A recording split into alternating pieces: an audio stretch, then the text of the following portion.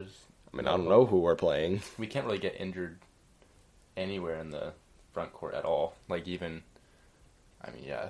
I mean, Copeland has had back problems too. He's had surgery on his back too, and so, I mean, you could. Yeah, that's an easier not thing. Even just losing a big guy, that's losing a big time score. So that's, I think, if anybody in the top 6 positions gets injured, I mean, there's really. Yeah, I mean, our season's done. But the other thing is, like, what happens if, like, it's a 2-week injury or something, and then Roby's out for 2 weeks, and you lose a bunch of games. So, I mean, that's why I think Jordy was a very important player. Like, in that situation where he's coming back, but Roby's hurt or Copeland's hurt, it's really important to have somebody else. Or, like you said, foul trouble. Foul trouble, I think you can kind of have Tanner or Heineman fill in, but it's still not as good. Last year we had Jordy and Doobie, and we still got in foul trouble and having to play, like, stretch the bench, like, with 2 more guys than we have this year. Yeah. I mean, Doobie was maybe the biggest fouler I've ever seen. Yeah, but he was coming in because Roby and Jordy that's true. were in foul trouble. And so, I don't know. Yeah, it could be a bad situation there. So, with the guys taking minutes from him, we haven't quite done a deep dive on recruiting yet, but do you think Tanner Borkard or Brady Heineman is a better kind of replacement, or who should take more minutes in that position, as we need a backup big now? I would like to see Miles try, like, both of them, I guess. But, I don't know. Right now, I think I like Tanner more. Because last year, based on what I saw, he seemed solid, like, smart player, at least defensively. We don't need necessarily a scorer or, like, a playmaker. We just need somebody to be a big guy down low and just be the extra body and not foul a ton and stuff, so. Kind of what we needed Jordy to do. Yeah. But Jordy fouled because he thought he was a shot blocking machine, but he was not. Don't jump. Yeah. I mean, Tanner didn't jump. I don't know how high he can jump anyways, but he doesn't jump, which is amazing. Yeah. So. Yeah, I think he played a good role last year. It will be interesting. You never think about walk-ons improving, but they practice probably more than they the just starters. Practice. They probably practice the same, but. Did you listen to Jack McVay's podcast when he talked about the scout team, how much more they practice more? Oh, I did not listen to that. I should listen to that. Because they said they had to get in there early to learn what the other team does and practice those, like, their skills they're supposed to be being, and then afterwards they, like, would be longer, like, watching more film and stuff or something like that. Very interesting. Like, they were inside the gym. I've never heard of that before. I'll have to listen to that. But I guess that's during the season, not necessarily off-season, like, skill work. I don't know. Yeah, but I guess you always kind of, like, with Tanner, you kind of assume he's not going to be any better than he was last year. But he could be. I mean, in football, walk-ons can definitely improve. We saw that with, even now, Scott Frost is bringing back the walk-on program. And that's a little different because you're just kind of recruiting athletes and then all of a sudden they get good. It's not all about skills. And that's different sometimes. Because Borkard isn't necessarily like an athlete. He's a skilled big guy. Yeah. And he's not like a high ceiling. He's just, like, he can't develop necessarily much more than he is. Yeah, that is unless the he problem learned how to shoot threes or something. But Tanner for 3. That would be pretty crazy. If he comes out and he can shoot threes, then that would be pretty funny. But that's the thing. Like, you would never imagine him learning how to shoot a 3, and I don't think he will. But maybe he could. And if he can, then I would definitely choose him. But, I don't think... going down that rabbit hole. There's no way. He's shooting threes. I don't think, he's a super, like, athletic person, but he just plays defense the right way. But he still, I think, could get, he could get beat down low, but also Jordy could easily get beat down low. Yeah, and I'm sure Heineman well, Heineman surely will get beat down low. I mean, yeah, he by doesn't any know the good defensive system. big man, and there aren't that many. There aren't that many Isaac Hawes around the Big Ten. I mean, I'm sure there will always be one, or Jaren Jackson, but he's not even a true big man. There will be a few, but it won't be like every game. Yeah, I feel like last year there was a lot. I mean, I guess we don't really know yet because the season started, but there seemed to be more like really good big men in the Big Ten than there will be this year. Yeah, I mean, a lot of them were stretched though. Like Mo Wagner was a really good big man. Though. Yeah, he was a great player. He got drafted by the Lakers, I think 27th, and as a senior, or a junior, maybe a junior, and was like, I mean, they were an incredible team, but yeah, hopefully we won't see too many of those huge guys, but I think that kind of applies to every team. Yeah, as long as you don't have one of those guys. So, what do you think he can do on the offensive end? Do you think he can... Who, Borkard? Yeah, I guess probably not much.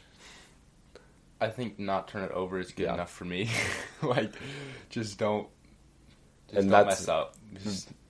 Now, when I'm talking about this, I'm like, well, he does do everything that I wish Jordy, would just figure out how to do. We didn't need somebody to score. We just needed somebody to beat and not turn it over. We just need somebody to play defense, rebound, and not foul every 5 seconds. Yeah. Yeah, I guess he probably won't be a great rim protector, but also he doesn't, I mean, just he won't be able to get his hands on balls or stuff. I'm thinking more guards. Yeah. But who knows? I mean, the games he did play well, he was playing against lesser competition and not as athletic people that could probably just go over him or, get around him somehow. But yeah, we'll have to see. Yeah, I don't think. Well, I mean, he might pass it we said, Jordy more. was not. One thing he was getting beat around on. Yeah, one thing that Jordy did do is every time he got the ball, he tried to shoot it, every time, and left hook. Yes, exactly. I will not miss that. I'm not going to miss seeing that for sure. So at least, I mean, I think Tanner will at least try to pass it back out or something. I mean, I remember one of the games Tanner played, and we saw Tanner do that, and we got a 3 or something. I was like, why does Jordy never do that? Yeah, we were all talking about it. It looked so nice. So I guess we probably think he's the better option at this point. Let's talk about the other guy who could get more playing time, or will get more playing time because of this, even if Tanner is the main backup. Yeah. Brady Heineman. So he played... Where did he play again? I have no idea. Yeah, he played in Nebraska for a Class B school. Oh. Was it I saw Wahoo? That video. No, it wasn't Wahoo's Wahoo. Class C. Yeah. Plattsview. That's what it is. Yeah, it's weird. He is a 6'10" big man, but also very... Big. Yes. 6'10" tall man. Yeah. He's very skinny, I think 190 or 200 pounds. I saw 200 somewhere on here. Yeah, I think 200 pounds. I wonder what Tanner is. You should look that up. But he didn't even score that. I guess he scored quite a bit. He probably 10 to 15 points a game at Plattsview. But playing Class B competition, not Big Ten he only scored competition. 10 points a game. But he averaged about 5 blocks a game. And had 10 rebounds and stuff. Tanner is 6'8", 265. 265. So that's what we're talking about with not big. Yeah. He's 2 inches shorter and 65 pounds more. But Brady is more athletic. I think somebody said he had a 31.5-inch vertical. We'll go with taller. I'm pretty close to that. I'm at 30, but not 6'10". he probably is longer, I would guess. I don't know what, they don't really measure wingspans, but they're important. I'm sure he's longer. I'm sure he's faster. He might be, even some people suggested on the board that he was a better dribbler. And better shooter. Yeah, we'll have to see about that. Until Tanner comes out next year, starts bombing threes. Yeah, so what do you think his role could be? I think like a doobie. Not like that he's not the same player as doobie, just the next guy pretty much. Just when you need the next guy, he's the next guy.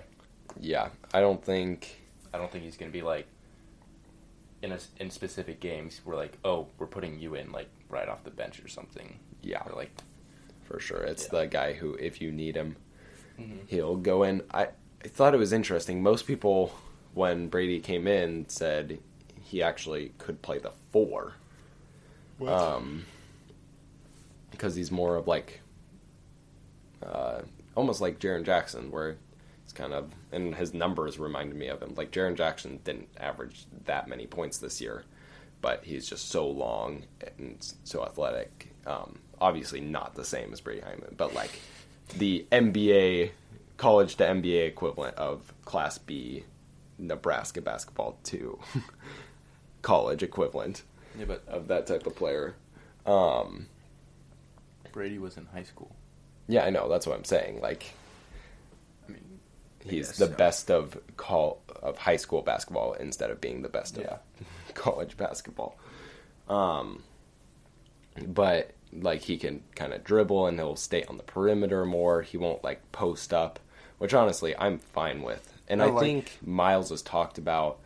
I thought I listened to a podcast. I could see him like getting more minutes, not more than Tanner, but like more even, because since we're having Roby as like our main center, we don't have really big like a Jordy that we're gonna play a lot, and we're gonna be more of like a stretch like 5-out offense. That if we want to keep it like that, then Brady gets more minutes just because Tanner's not that role, I guess. Like he can't play that way. Well, some people would suggest that he would play less because he fills the same role as Roby and Copeland. Yeah, I guess. But like we're assuming that Tanner and Brady come in because of foul trouble. I mean, I guess you still need the guy just for resting minutes. Yeah, it would be interesting to see how he could play in a 1-3-1 zone, or if he learns it and knows it well. I mean, right in the center. Yeah, the same place that Roby would play. Yeah. And just, dropping down weak side blocking. I don't know. Yeah, I'm interested in what Roby's weight is. Well, how tall is he? When you minus the afro. 6'8". 6'8". He's really long though. Like I bet his wingspan's is like same as Brady's, maybe 7. Oh, it's probably. I'm maybe pretty sure even it's longer. Yeah. Let's see. So I guess while I'm looking that up, what's another thing we have? So some people, or more like one person, was saying that it would be dumb to play Hyman this year just a few minutes because he should redshirt this year, and it's like losing his 5th year of eligibility for playing him a few minutes this year. What do you think about that? I don't agree, because this is like our year, our one shot, really, for a while. I think of doing something tournament wise, and we need literally all the guys we can get, because I mean, if somebody gets injury, like you said, like 2 weeks, we need at least the bodies. Not necessarily, we're not going to probably have the talent, but I mean, if you don't have enough people, I mean, there's even less hope than if you have some guys that maybe aren't the best but can fill a spot, so we don't have to play with 4 people or something. Yeah, I think it's just. I think it's a year. Not correct, just because nobody stays that long, especially if they're redshirting. First of all, nobody redshirts ever. Like, we haven't had a guy redshirt in remember the last guy who redshirted. Maybe